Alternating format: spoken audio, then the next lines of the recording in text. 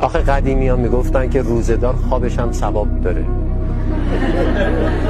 این یک واقعیت علمیه. شما شکم رو خالی نگه دارین، عین 12 ساعت رو بخوابین، از منافعش بهره مند میشین.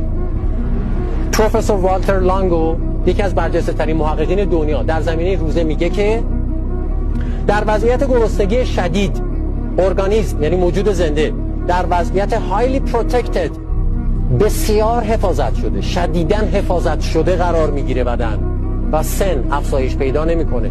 برای همین ضریب طول عمر میره بالا. ضریب طول عمر میره بالا. برای همینه که وقتی ما کمتر میخوریم بیش از حدود 30% یا بیش از 30% طول عمر بیشتر میشه.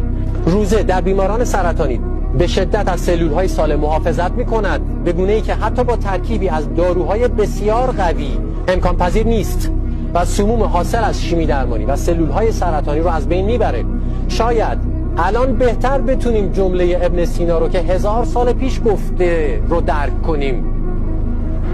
به سرطان تیغ نزنید چرا که وحشی میشود.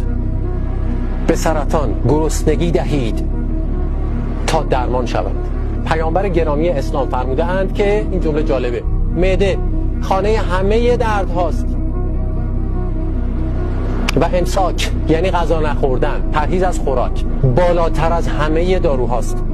عیسی مسیح فرموده اند که فقط با روزه، دقت کنید، فقط با روزه و دعاست که شیطان دست از سر شما برمی دارد. مهاتما گاندی گفته است روزه واقعی بدن، ذهن و روح را پاک می کند. افلاطون گفته است من برای کارایی بیشتر جسمی و ذهنی روزه می گیرم. پاراسلسیوس که به همراه امپدوکلس و بقراط سه نفر پدران علم پزشکی هستند، پاراسلسیوس گفته روزه بزرگترین درمان و پزشک درون است.